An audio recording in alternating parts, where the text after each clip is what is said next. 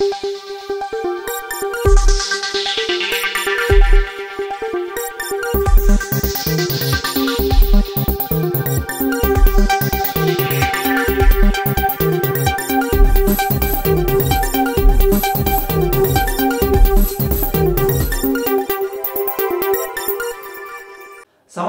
ఆర్థిక అసమానతలు లేని సమాజ నిర్మాణమే ముఖ్యమని రాష్ట్ర రెవెన్యూ శాఖ మంత్రి ధర్మాన ప్రసాదరావు అన్నారు.